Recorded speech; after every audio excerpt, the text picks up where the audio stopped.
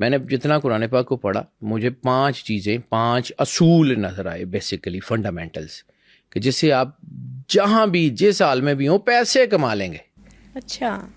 پہلا اصول forgiveness is the power, یا دوسرے لفظ میں forgiveness کی جو طاقت ہے وہ کیا ہے. forgiveness ایک تو لوگوں کو معاف کر دینا اور ایک اللہ سے استغفار کرنا. اللہ سے استغفار کرنے سے کتنا رزق آتا ہے آپ کی سوچ ہے. اور استغفار کیا یہ صرف ہم جو روز کرتے ہیں وہ ہے یا کچھ اور چیز کا نام استغفار ہے. یہ بھی 2 چیزوں کے اوپر بات کرتا ہوں.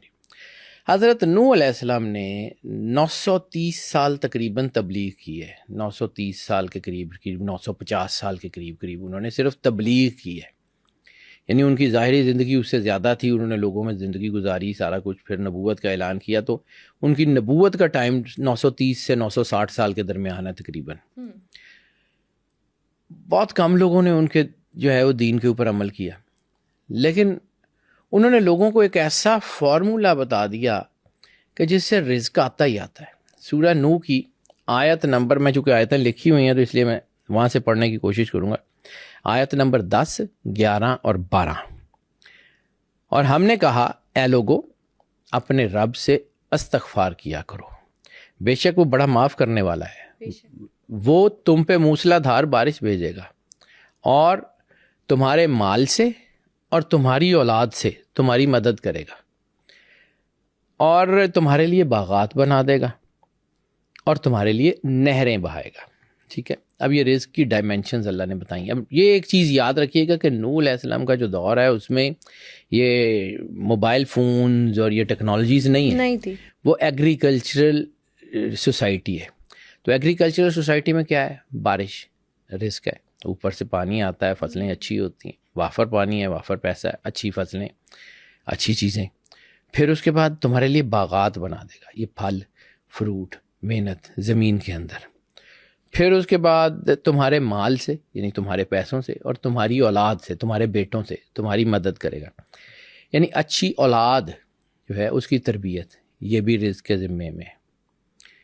مطلب ایک باپ ہے, اس کے بچے جوان ہو گئے ہیں تو وہ بچے اس کے ہیلپنگ ہینڈ ہے نا, اس کے ساتھ کر رہے ہیں. اب سورس آف انکم بڑھ گیا نا. یعنی اللہ کیا کہہ رہا ہے, میں تمہاری مدد کروں گا, تمہیں خوشحالی دوں گا. خوشحالی کیا دوں گا, ایگریکلچر کے ذریعے. اور کس وجہ سے دوں گا, تمہارے باغ بناؤں گا, تمہیں یہ کہوں گا. وجہ کیا ہے ان سارے انعامات کو دینے کی, استغفار. اب استغفار صرف یہ استغفر اللہ ربی من کل ذنب واتوب الیہ, زبان سے کہنا. استغفار کی تسبیح وہ تسبیح ہے جو نہ جو ہے وہ دانوں پہ منکوں پہ پڑی جاتی ہے نہ ہاتھوں پہ پڑی جاتی ہے. استغفار کی تسبیح دل سے ندامت کیجیے. استغفار کی تسبیح آنسوؤں پہ پڑی جاتی ہے. استغفار کی تسبیح مالک کے سامنے پڑی جاتی ہے. قرآن پاک میں اللہ نے استغفار کا ایک طریقہ بتایا ہوا ہے, اس کو سمجھ لیں, رزق بھی آ جائے گا, زندگی بھی آسان ہو جائے گی اور آخرت بھی اچھی ہو جائے گی. ایک طریقہ, یا رسول اللہ یہ اگر اپنی جانوں پہ ظلم کر بیٹھیں, اپنی جانوں پہ ظلم کر بیٹھیں اور اپنے گناہوں پہ پشیمان ہو کے آپ کی بارگاہ میں پیش آ جائیں, یعنی آپ کی بارگاہ میں پیش ہو جائیں, تو اللہ کے رسول کو چاہیے گا کہ ان کے اوپر مہربانی کریں اور ان کو معاف کر دیں. یہ اللہ کو تو معاف کرنے والا اور مہربانی پائیں گے. یعنی اللہ نے اپنی پوری کی پوری ڈیڈیکیٹڈ پاور, قرآن پاک کی اس آیت کو سمجھیے, یہ نص ہے کہ اللہ نے اپنی ڈیڈیکیٹڈ پاور سرور انبیاء صلی اللہ علیہ وآلہ وسلم کی جو ہے وہ ذات میں ریسٹ کر دی ہے. استغفار کا طریقہ کیا ہے, رسالت مآب سرور انبیاء صلی اللہ علیہ وآلہ وسلم. دوسری ندامت. میں نے کہا نا استغفار کی تسبیح جو ہے نا وہ یہ منکوں پہ پڑھنے سے کچھ نہیں ہوتا, 10 کروڑ دفعہ کہتے رہے, اللہ نے بھی پتا تسی اندروں کی ڈگ سے آنے ہو. ٹھیک ہے, ایک ہلکی سی جو ہے نا وہ ندامت. کہا جاتا ہے نا کہ جہاں عبادتیں قبول نہ ہوں وہاں ندامتیں قبول ہو جاتی ہیں. یہ جب آپ کے اندر یہ آتی ہے نا کہ مالے غلطی ہو گئی. میں نے آپ کو ایک کہانی سنائی تھی, یعنی آپ صرف میں چھوٹی چھوٹی چیزوں سے نا اللہ سیکھا ہے. میں نے آپ کو کہا تھا ہمارے نا ایک علاقے میں ایک آنٹی ہوتی تھی, وہ بچوں کو بہت ڈانٹتی ہوتی تھی. تو ہم چھوٹے تھے, مطلب سائیکلیں چلایا کرتے تھے, دوسری تیسری چوتھی کی بات ہے, سڑک پہ اس وقت اتنی ٹریفک بھی نہیں ہوتی تھی, تو ہمارے گھر کے بعد بڑی سڑک تھی, تو ہم وہاں سائیکلیں چلایا کرتے تھے.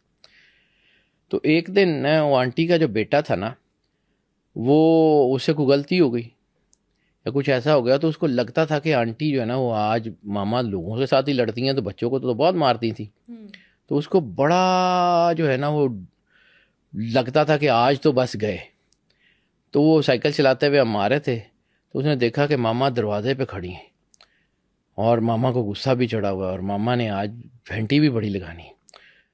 وہ بچہ بہت سیانا تھا, اس بچے نے مجھے اللہ سکھایا ہے, میں سیریسلی کہہ رہا ہوں, میں اللہ کو حاضر ناظر جان کے کہتا ہوں, چھوٹے سے بچے نے مجھے اللہ سکھایا تھا کہ اللہ کے ساتھ بات کیا کرنی. اس نے نا اپنی سائیکل چھوڑی اور دوڑتا ہوا جا کے, اس سے پہلے کہ ماما کو بولیں یا کوئی باتیں کریں, اس نے جا کے ماما کو گلے لگا لیا, اچھا ماما سوری نا, غلطی ہو گئی نا.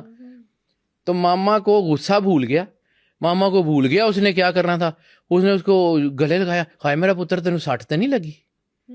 تو اس دن مجھے سمجھ آیا کہ اگر آپ نے اللہ سے بات کرنی ہے, اللہ 70 ماؤں سے زیادہ پیار کرتا ہے, تو اس کے پاس جا کے اتنا ہی کہنا ہے نا کہ یا اللہ سوری نا, غلطی ہو گئی نا, تو چل. تو وہ ایک دم سے وہ آپ کو کور اپ کر لے گا. تو جب اللہ کور اپ کر لے گا تو مسئلے حل ہو ہی جائیں گے. بالکل, اللہ تو مہربان ہے. یہ اس استغفار کی پاور کو سمجھیے, یہ قرآن پاک میں اتنا بڑا نسخہ ہے. ہم لوگ استغفار پڑھتے ہیں, ہوتا کچھ نہیں. وہی لا آف ریورس اٹریکشن جس کا میں نے پہلے ذکر کیا تھا. ہم سوچتے یہ ہیں کہ ہم جو ہیں وہ گناہوں سے معافی مانگ رہے ہوتے ہیں, اور ہم اندر گناہوں سے بھرے ہوتے ہیں. ایسے ہی ہے, ٹھیک ہے, ہم اندر سے اس کے بارے میں سوچ رہے ہوتے ہیں, اندر نیگیٹو انرجی اٹریکٹ ہو رہی ہوتی ہے. ہم اللہ کے اوپر جو ہے نا وہ بھروسہ کرتے ہیں, لیکن اندر سے ہم ڈر رہے ہوتے ہیں.